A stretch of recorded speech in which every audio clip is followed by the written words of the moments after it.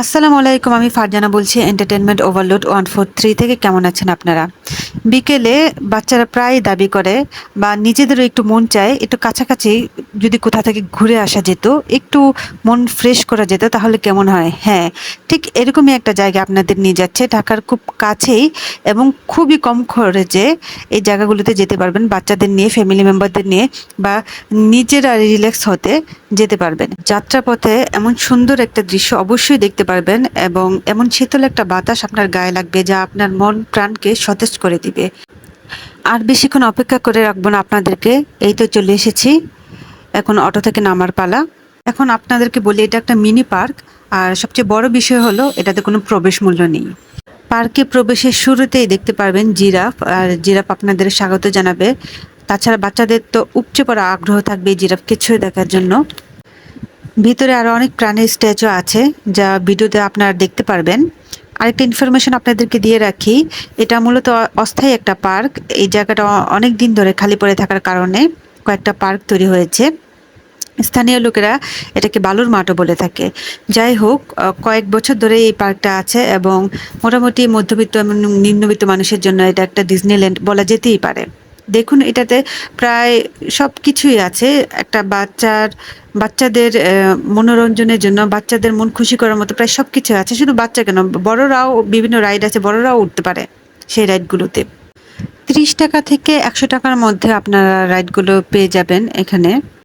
5 বছরের নিচে যে বাচ্চাগুলো থাকবে তাদের একলা রাইডে ওঠার অ্যালাউ নাও করতে পারে। এখানে দেখতে পাচ্ছেন প্লেন রয়েছে, দোলনা রয়েছে, বাচ্চাদের জাম্পিং স্টেজ রয়েছে যেখানে বাচ্চারা উঠে লাফালাফি করতে পারে।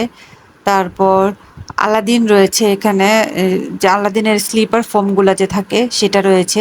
এই যে আরেকটা স্ট্যাচু আছে সিংহ, বাচ্চারা ছুঁয়ে দেখবেই, এটা হলো বাচ্চাদের স্বভাব। কিছু দূর যেতেই দেখতে পারবেন আরেকটা স্ট্যাচু, ঈগল পাখির স্ট্যাচু। আসলে একটা পার্কে ফুটিয়ে তোলার জন্য যতটুকু সাজানো গোছানো দরকার এটাতে মোটামুটি সবটুকুই করা হয়েছে। আরও দেখতে পারবেন রয়্যাল বেঙ্গল টাইগারের স্ট্যাচু এবং তার চতুর্দিকে রাউন্ড করা টয় ট্রেন।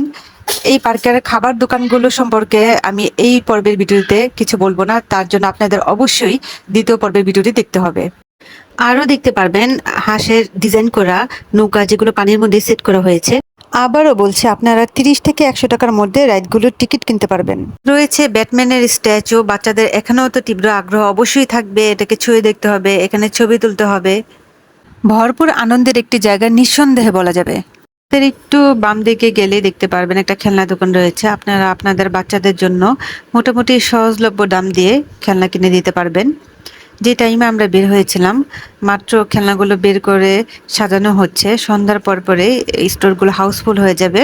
এখন আপনাদের ঠিকানাটা বলি, এটি কোনাপাড়া বাস স্ট্যান্ড থেকে উত্তর দিকে মানিকদিয়া ক্লাব রোডে অবস্থিত। এটাকে অনেকে মিনি কক্সবাজার বা স্থানীয় লোকেরা বালুর মাঠও বলে। কোনাপাড়া বাস স্ট্যান্ড থেকে অসংখ্য অটোরিকশা রয়েছে। যদি শেয়ারে যেতে চান তাহলে 10 টাকা রিক্সা ভাড়া নেবে, আর যদি রিজার্ভ করে যেতে চান তাহলে 30 টাকা রিক্সা ভাড়া নেবে। কেউ যদি যাত্রাবাড়ি থেকে আসতে চান তাহলে লেগুনা বা বাসে করে 10 টাকা দিয়ে কোনাপাড়া বাস স্ট্যান্ড থেকে আসতে পারবেন এবং এখান থেকেই অটো বা রিক্সাতে আপনারা এই পার্কটিতে চলে আসতে পারবেন। এরকম আরও পার্ক রয়েছে যা ভিডিওর দ্বিতীয় পর্বে আপনাদের দেখানো হবে। এই ছিল আমাদের মতো মধ্যবিত্ত এবং নিম্নবিত্ত মানুষের আনন্দের ডিজনিল্যান্ড। যদি পরবর্তী পর্ব দেখতে চান এবং ভিডিওতে ভালো লাগে তাহলে অবশ্যই সাবস্ক্রাইব করবেন এবং লাইক ও কমেন্টের মাধ্যমে আমাদেরকে আপনার মূল্যবান মতামতটি জানাবেন। ভালো থাকবেন, আল্লাহ হাফেজ।